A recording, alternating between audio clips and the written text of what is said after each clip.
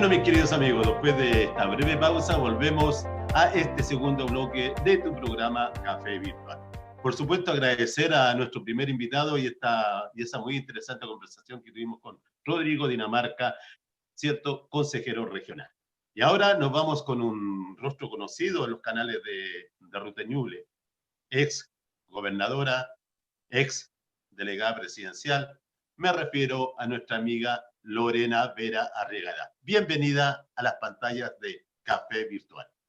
Muchas gracias, Pedro. Muy agradecida de la invitación, además, en este día, donde tenemos de todo tipo de noticias y agradecida de poder estar en tu programa, además, que siempre tiene una conversación agradable, una conversación interesante, pero además contextualizada en lo que está ocurriendo en Chile y en el país.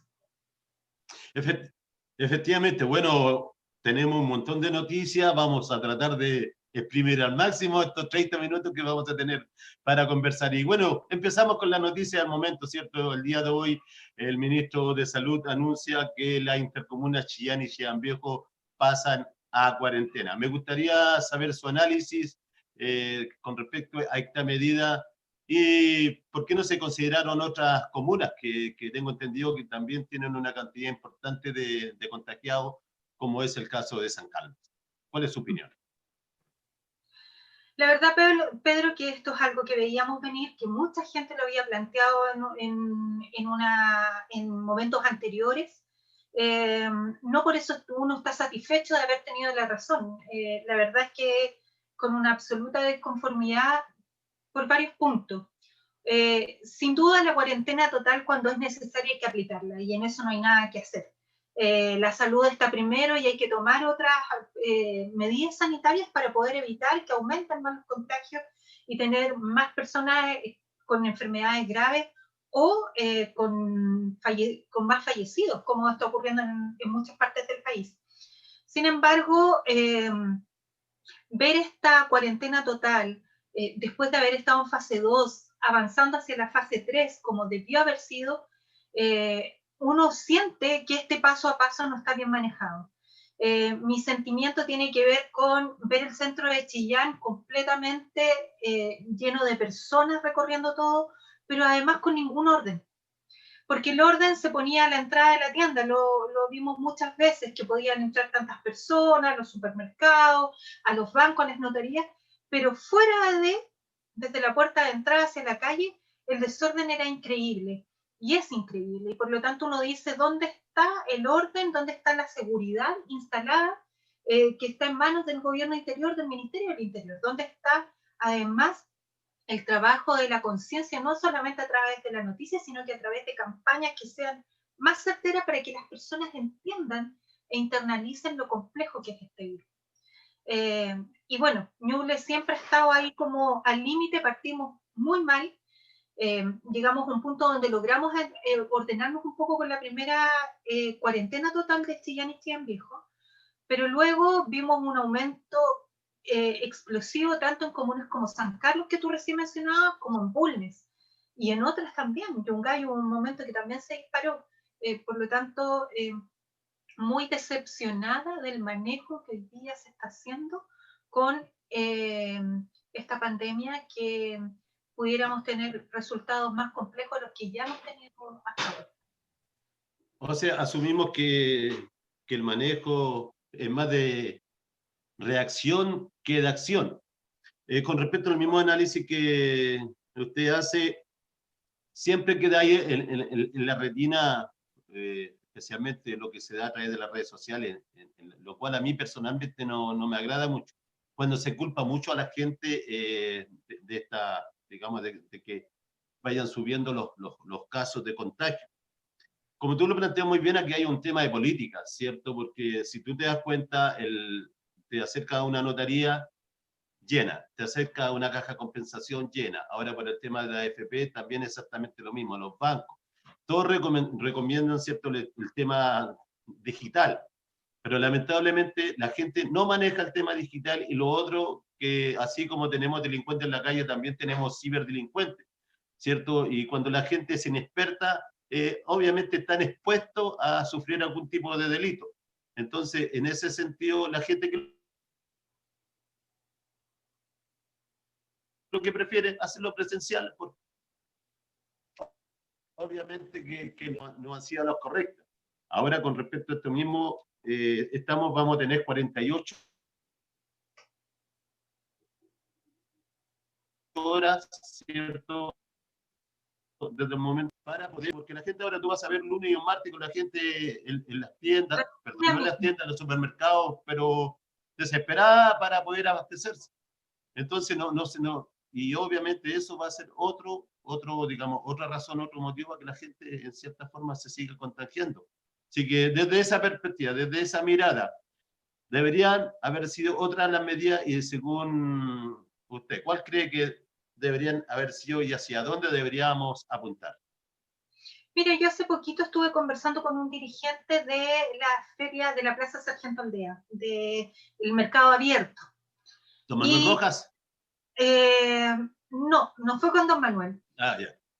Pero con otra persona de la directiva. Y conversábamos acerca de cómo él veía esto, y él me hablaba de la satisfacción de haber podido poner un bloqueo en la feria que permitiera que las personas que ingresaran, que pudieran ingresar todo, pero que no ingresaran personas que estuvieran, por ejemplo, con sospecha de COVID o con COVID.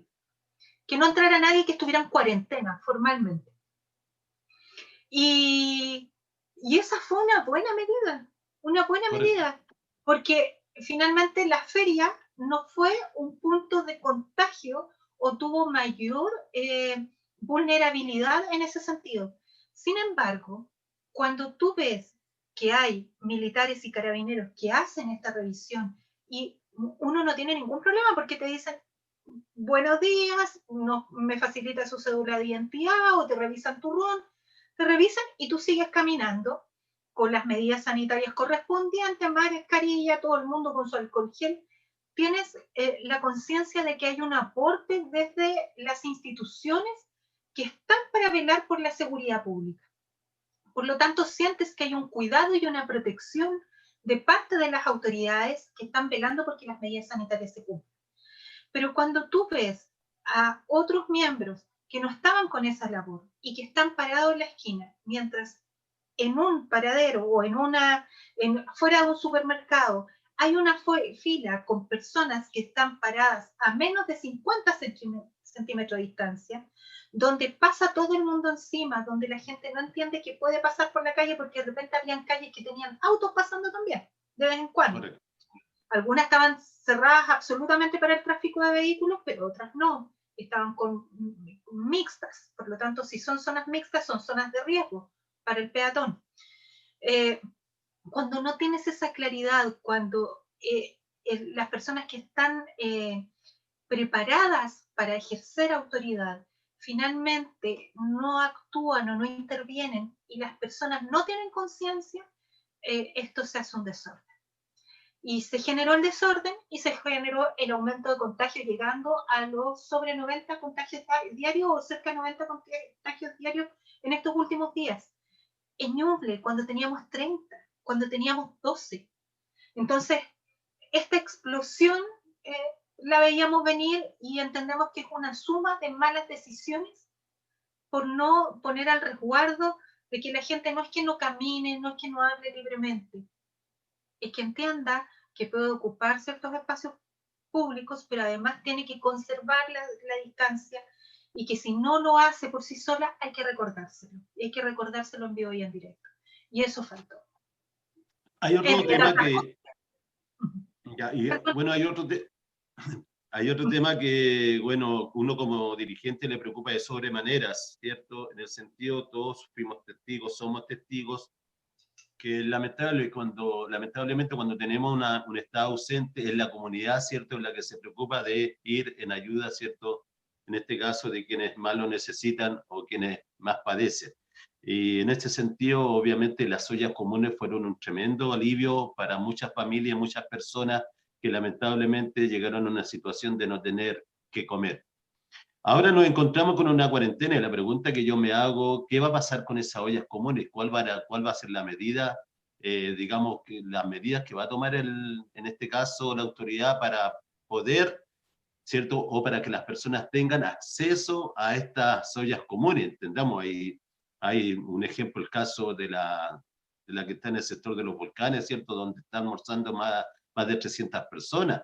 En los sectores rurales tenemos lo mismo, tenemos ollas comunes en Providencia, en Quinchamalí, en el sector del Litral, en el sector de los jardines Lautaro. Entonces ahí es súper importante que la autoridad establezca cuál va a ser el modus operandi que van a tener estas ollas comunes. En ese sentido, ¿cuál es su opinión? Bueno, la situación se va a hacer más compleja, Pedro, porque no olvidemos que después de la primera cuarentena total, donde mucha gente tuvo que dejar de trabajar, piensa las personas que trabajan, por ejemplo, en tareas domésticas en otra casa, como empleadas particulares, de casa particular. Muchas personas, muchas mujeres son sostenedores de su hogar, son jefas de hogar. Correcto. Y realizan esta labor trabajando, y cuando se produce la cuarentena total, muchas quedan sin trabajo. Muchas personas que no realizaban una actividad laboral vital también tuvieron que dejar sus trabajos. ¿Cuánta gente fue suspendida y se aplicó esta norma de esta seguridad laboral, pero utilizando, no ni pagándole finiquito, sino que suspendiendo, manteniendo el contrato, suspendiendo la actividad laboral, pero usando su seguro de cesantía? Eso ocurrió, esos fondos se fueron. Ahora vamos a entrar a una nueva cuarentena, donde hubo personas que lograron comenzar a tomar su actividad laboral, y ahora una nueva cuarentena, donde se perdieron los fondos de seguridad laboral, el seguro de cesantía, gran parte se ocupó. Otras personas con trabajo informal vuelven a no poder salir, y por lo tanto me refiero a que las necesidades que hay hoy día van a estar aumentadas respecto a las que tuvimos cuando partió la pandemia. Por lo tanto, estas ollas comunes van a ser más necesarias aún. Y yo no veo, de acuerdo a cómo se ha enfocado la autoridad y la conducción del Estado, en que sea capaz de poner más soluciones. La verdad, yo siento que las soluciones las han buscado las personas, las organizaciones, como dices tú. Y eso va a hacer que esto sea más crudo, porque si están complicados con un seguro de cesantía, con un seguro, ¿cómo se llama? Bono, un subsidio para la clase media, con la entrega de las cajas de alimentos, si hubo una complicación y se han ido agotando los recursos que está poniendo el Estado, determinados por las autoridades actuales, eso quiere decir que ahora se viene más complejo todavía. Efectivamente, ya está dañada, va a seguir más dañada. Efectivamente, entendiendo que nosotros, bueno, este país se caracteriza por tener mucho trabajador informal. Nosotros, bueno, personalmente se ve mucho, especialmente en la feria. Y esa gente que no va a tener la oportunidad de salir a vender sus productos también es un tema muy, muy delicado. Pero la quiero llevar a otro tema que yo también lo considero súper relevante. El Ministerio de Hacienda hizo un recorte presupuestario de 54.000 millones de pesos bajo el decreto 1175, donde a Ñuble le tocó un recorte de 5.725 millones de pesos. Según la autoridad, este no es un recorte, sino que es una reasignación de recursos. Y según la oposición, esto se debe a una baja ejecución presupuestaria, ¿cierto?, que solamente alcanza al 15,6%, si no me equivoco, el más bajo del país.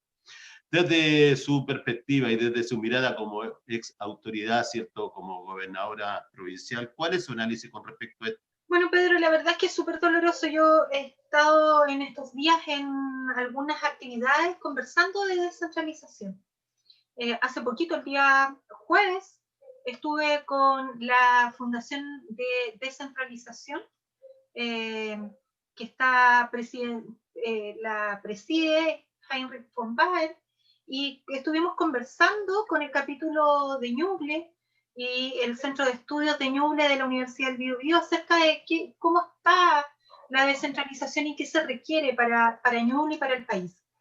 Y la verdad es que es muy complejo hoy día revisar que la autoridad territorial no tiene un poder de decisión real en términos del presupuesto con el que cuenta.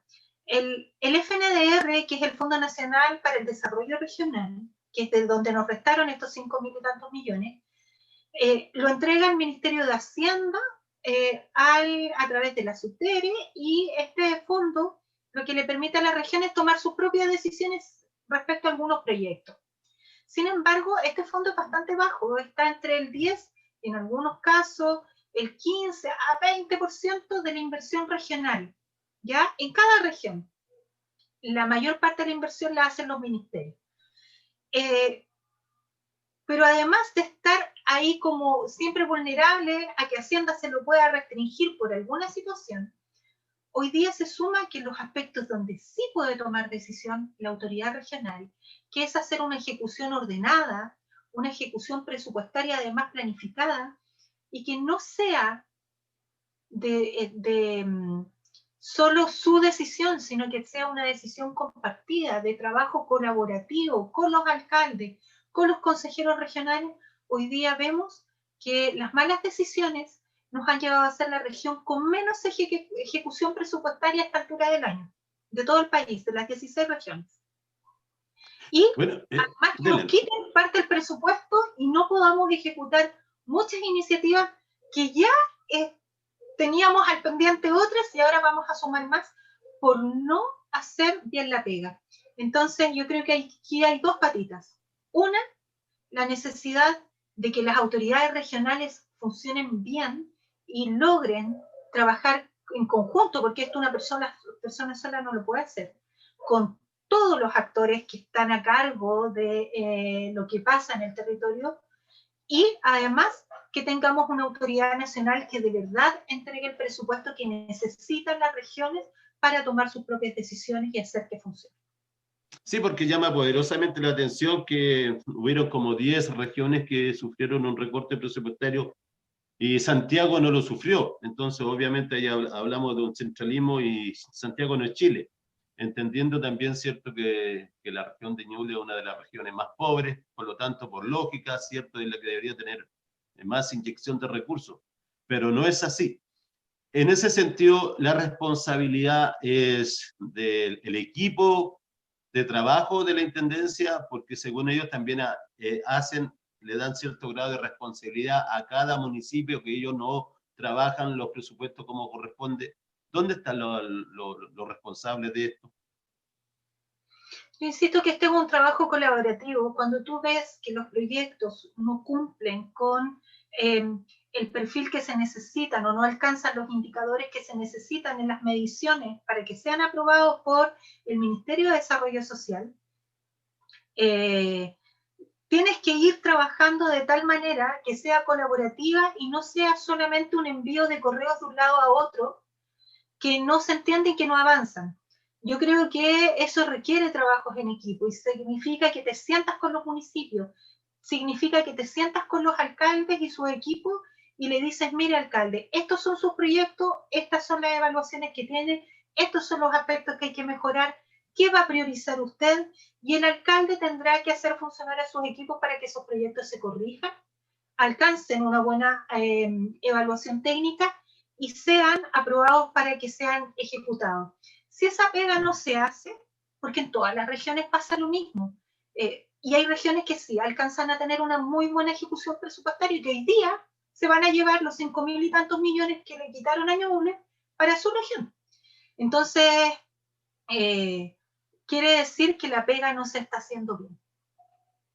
Y obviamente creo también que hay un poco de soberbia en aquello. Con respecto, bueno, usted como profesora, es súper importante su opinión con respecto al manejo que se ha tenido desde la parte educacional en esta pandemia y esa obsesión que tiene la autoridad de volver a las clases presenciales, y entendiendo y asumiendo que el escenario, ¿cierto?, no es el más idóneo. Y también yo creo que si se llegase en algún momento determinar eso, yo creo que más del 80% de los apoderados simplemente no van a llevar sus niños al colegio. O sea, yo creo que el año escolar en 2020 ya está cerrado en lo que es en la parte presencial. Comparto absolutamente, Pedro. Yo, además de ser profesora, soy madre, usted es papá, y la gente que nos está viendo, uno entiende que además de su profesión y de lo importante que es la educación para la vida de las personas, y lo que nos hace falta además en nuestro país, que nos sigamos educando. Esta pandemia nos ha mostrado que los niveles de educación, de comprensión que tenemos también están muy limitados, y hay que ponerle fuerza a eso. También tiene que ver esto con la salud, y la salud está primero. Si nosotros no entendemos que a cualquier costo no podemos hacer todo lo que queramos, también es una parte importante del aprendizaje. Y hoy día parece que el Ministerio de Educación no ha alcanzado ese aprendizaje. No podemos pretender, y lo estamos viviendo en Ñuble hoy día, volviendo a una cuarentena total. No podemos pretender volver a la normalidad, entre comillas, con estudiantes, poniendo en riesgo a los estudiantes, la vida de nuestros estudiantes y sus familias. ¿Cuántos niños están conscientes de lo que es la distancia física?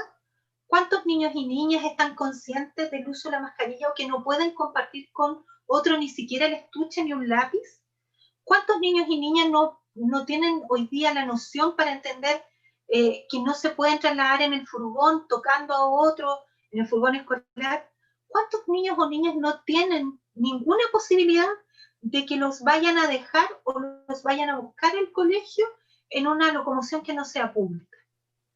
Entonces, ¿qué conciencia hoy día tiene el Ministerio de Educación para exponer la vida de nuestros hijos e hijas, tratando de que vuelvan al colegio en una situación tan complicada como esta? Esa es mi pregunta, y me imagino que la pregunta es por nosotros. De todo, yo creo. Con respecto a este mismo tema, y entendiendo que se viene un cambio de cultura, el otro día participaba de una capacitación con la doctora Elia Molina, y ella comentaba que el año 2021 tenemos que acostumbrarnos a lo que es la mascarilla, ¿cierto?, a la distancia social. Esta no puede ser una oportunidad para reforzar la educación pública en el sentido de las capacidades, ¿cierto?, que tienen los colegios públicos en desmedro de la educación privada. Me refiero en capacidad, porque yo creo que no vamos a tener, en un futuro no vamos a tener ni 30 ni 40 alumnos por sala. Yo creo que vamos a tener 15, 20, 25, no sé. Mira, yo creo que la responsabilidad del Estado, sin duda, hoy día, más que la responsabilidad solamente, la deuda que hay del Estado con la educación pública es enorme. Y siempre está la oportunidad, y sobre todo hoy, además de la oportunidad, la necesidad de ponernos al día con esta deuda, de ir respondiendo a aquellos estudiantes que han elegido por diversos motivos. Yo creo que ya está bueno de catalogar a la educación pública como que es la que recibe lo que hay, y que los estudiantes que van a ir son porque son todos vulnerables. No, la mirada a nuestros niños y niñas y jóvenes debe ser una mirada como con respeto, sin categorizarlos, sin ponerle un rótulo o un eslogan, sino que por el contrario, reconociéndolos como personas que tienen derecho a una buena educación de calidad, y que además tenga todas las medidas necesarias para responder y para poder estar en ese espacio sin que se vulnere ninguno de sus derechos, donde puedan de verdad aprender y también adquieran aspectos de responsabilidad. La quiero llevar a otro tema, mi estimada Lorena. Este 25 de octubre, ¿cierto?, vamos a tener un plebiscito donde yo creo que se va a definir el futuro de Chile. En ese sentido, ¿cuál cree usted que es la importancia de esta nueva constitución y de qué manera esta puede reforzar a las regiones? Tiene una tremenda importancia, Pedro. Tiene una tremenda importancia porque la Constitución, más allá de ser una ley, no es una ley que vaya a hablar de los detalles de la vida diaria de las personas, pero apunta hacia la base de cómo se hacen las leyes y las normas. Y eso es lo primordial. La Constitución es el marco legal que nos dice hasta dónde podemos llegar y en qué espacio nos podemos mover. Hoy día, en esta pandemia, en los últimos años nos hemos dado cuenta que no tenemos salud garantizada. Tenemos derecho a la salud, pero no está garantizado. O sea, mi interconsulta puede estar hoy día en el hospital, como la interconsulta que tengo para operarme puede llegar en 2 años más. No me garantiza un tiempo, me dice que tengo derecho. Tenemos derecho a la salud, pero no está garantizado. Por lo tanto, si yo salgo del cuarto medio, el Estado no se hace responsable de que yo pueda seguir estudiando. No tengo una vivienda garantizada. Si yo no tengo las lucas, tengo derecho a postular al subsidio. Pero no tengo, el Estado no tiene la obligación de asegurar que en el futuro los chilenos y las chilenas tengamos un techo donde vivir. Y así podemos sumar otros derechos que son básicos, que tienen que ver con la dignidad de las personas, que tienen que ver con la formación de una sociedad donde el Estado de verdad sea responsable y que todos somos responsables con las autoridades que elegimos para conducir el Estado. Yo creo que esta nueva Constitución nos da la oportunidad de tener un mejor país, nos da la oportunidad de tener una mejor sociedad, nos da la oportunidad de crecer, de que no podemos seguir pensando que mi metro cuadrado va a ser lo importante, sino que también me tengo que preocupar de otros.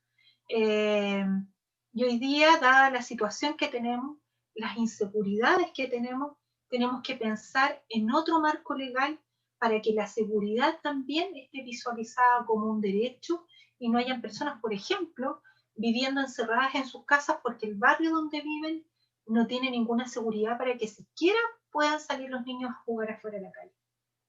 Según su visión, ¿cuáles deberían ser los pilares fundamentales sobre los cuales debería nacer esta nueva Constitución? Hartos, pero creo que los derechos básicos garantizados es lo primero, lo que mencionaba. Salud, educación, vivienda garantizada, pensiones dignas, no dignidad, una cosa así como que sea tan, sí, suena tan efímero eso, porque cualquiera puede decir qué es la dignidad. No, una pensión que sirva a las personas para vivir cuando terminan su vida laboral y cuando han aportado toda su vida al desarrollo de un país.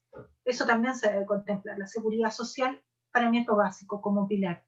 Y otro aspecto importante es la participación ciudadana, la capacidad de las personas de también incidir en lo que toma como decisión en su territorio, a través de plebiscitos, a través de participación que se tome en cuenta de verdad y que no lleguen los proyectos ambientales, por ejemplo, de un día para otro, y a mí me preguntan, yo digo lo que me parece, pero eso quedó en un papel guardado en un cajón. Y lo último, el desarrollo medioambiental del país es vital. Tenemos que tener proyectos que sean sostenibles y sustentables en el tiempo, que nos permitan un buen desarrollo, no solamente económico para unos pocos, sino que de verdad en el contexto de sociedad tengan un buen impacto para todos. En ese mismo contexto del tema medioambiental, a mí me llama poderosamente la atención una situación que se está viviendo hoy en día. Todos fuimos testigos de toda esta la estufa de pellet. Pero tú sales hoy en día a buscar pellet y no lo encuentras en ninguna parte. Así es. Entonces, todas estas personas que recibieron ese beneficio, muchos adultos mayores, ¿cierto? Han tenido que recurrir nuevamente a su estufa a gas, a su estufa de parafina. Y desde mi perspectiva, que esto creo que si tú presentas un proyecto de estas características con los costos que esto significa, y no tienes el recurso, es como tener un auto impecable y gracioso. Algo así, ¿o no? Es paradójico lo que está Pedro, muy paradójico. Bueno, aquí mi productor ya me indica que pasó una media hora donde realmente hemos tenido una tremenda conversación. Se agradece siempre poder tener la compañía de muy buenos invitados, y el día de hoy yo creo que tuvimos dos grandes invitados: Rodrigo Dinamarca en nuestro primer bloque y Lorena Vera Arriagada en nuestro segundo bloque. Así que gracias, Lorena. Las pantallas de Café Virtual para un mensaje a la comunidad. Muchas gracias, Pedro, y saludos a toda la gente de Ñuble y en especial con mucha fuerza a Chillán y Chillán Viejo para enfrentar esta nueva cuarentena total y además a Ñuble, porque a todos les impacta. Todo el mundo tiene que venir a hacer trámites a la capital regional y va a ser un problema sin duda, así es que cuidémonos para que no tengamos problemas de salud como los que ya estamos viviendo.